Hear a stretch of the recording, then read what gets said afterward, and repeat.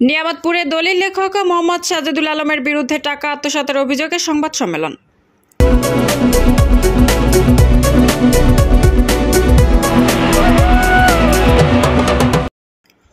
আসসালামু আলাইকুম। এডিপি বাংলার সংবাদে সবাইকে স্বাগত জানাচ্ছি। সুমা আহমেদ। নওগাঁ নিয়ামতপুর থেকে মোহাম্মদ আব্দুল করিমের পাঠানো তথ্যচিত্রে দেখুন বিস্তারিত। নওগাঁর নিয়ামতপুর উপজেলার দলিল লেখক সাজেদুল আলমের বিরুদ্ধে ৮০ লক্ষ টাকা আত্মসাৎ, হয়রানি ও প্রতারণার অভিযোগে সংবাদ সম্মেলন। বুধবার নিয়ামতপুর প্রেস ক্লাব হলরুমে সংবাদ সম্মেলনে এমন অভিযোগ করেন দলিল লেখক সমিতির নেতারা।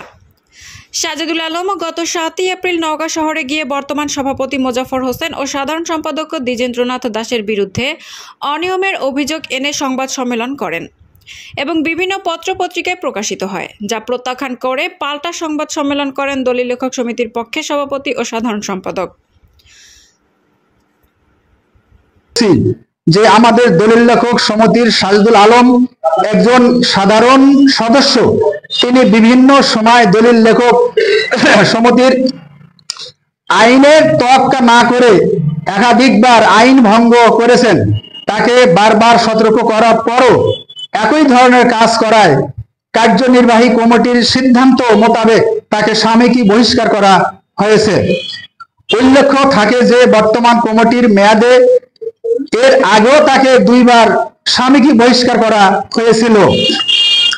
বহিষ্কৃত সাজেদুল আলম গত 7/4/2025 ইংরেজি তারিখ রোজ সোমবার সংবাদ সম্মেলনে আমার ও সাধারণ সম্পাদকের বিরুদ্ধে নিয়ম বহির্ভূতভাবে অনৈতিক সুবিধা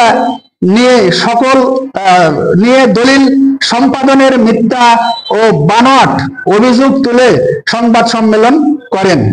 উল্লেখ্য থাকে যে নিয়ামতপুর দলিল লেখক সমিতির সরকারি নীতিমালার বাহিরে গিয়ে কোনো কাজ করে না। উপস্থিত সাংবাদিক বৃন্দ, সাজেদুল আলম সংবাদ সম্মেলনে বলেন, গত 16/3/2025 ইংরেজি তারিখে নিয়ামতপুর সাব রেজিস্ট্রি অফিসে সুনিয়াপাড়া ও চণ্ডীপুর মৌজার জমি একটি দলিলে সম্পাদন করার আবেদন করে এবং সাব রেজিস্ট্রার তা সম্পূর্ণ করে দেয়। কিন্তু তার বিরুদ্ধে আনীত অভিযোগ ও সাময়িক বহিষ্কারাদেশ নিয়ে মিথ্যাচার করার জন্য আমার ও সাধারণ সম্পাদকের বিরুদ্ধে ওই দলিল করতে বাধা দেওয়ার অভিযোগ আনে। এছাড়াও তিনি বিভিন্ন সরকারি দপ্তরে তিনি অভিযোগের অনুলিপি জমা দেন, যাহা আমাদের সমিতির সুনাম ক্ষুণ্ণ করেছে। প্রিয় সাংবাদিক বৃন্দ,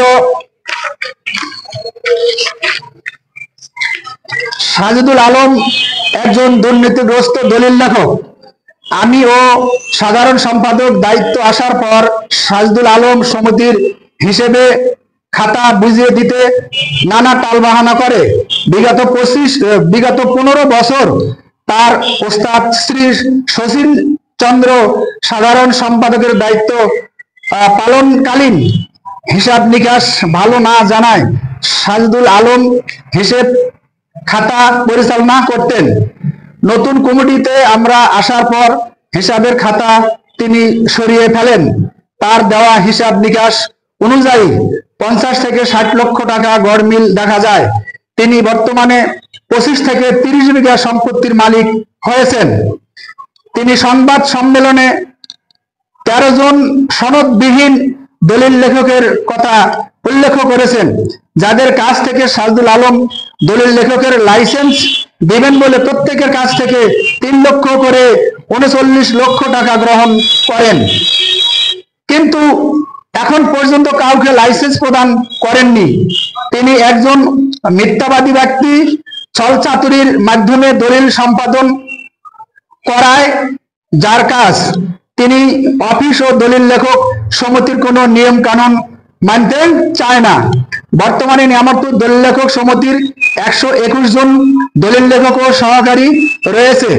ভুক্তভোগী 13 জনের আবেদনের প্রেক্ষিতে কার্যকরী কমিটির বর্ধিত সভার সিদ্ধান্ত মোতাবেক তাকে সাময়িক বরখাস্ত করা হয়েছে। ভুক্তভোগীদের টাকা ফেরত, মিথ্যা ও বানোয়াট সংবাদ পরিবেশন বন্ধ না করলে ভবিষ্যতে তাকে স্থায়ীভাবে বহিষ্কারের সিদ্ধান্ত আসতে পারে।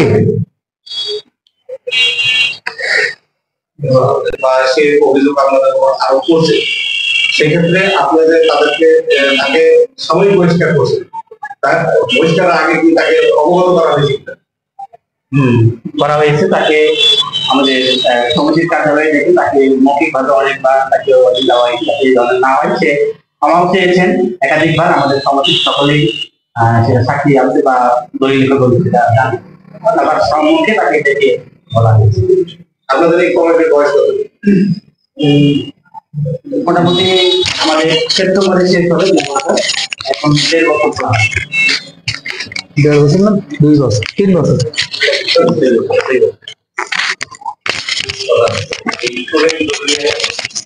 আগে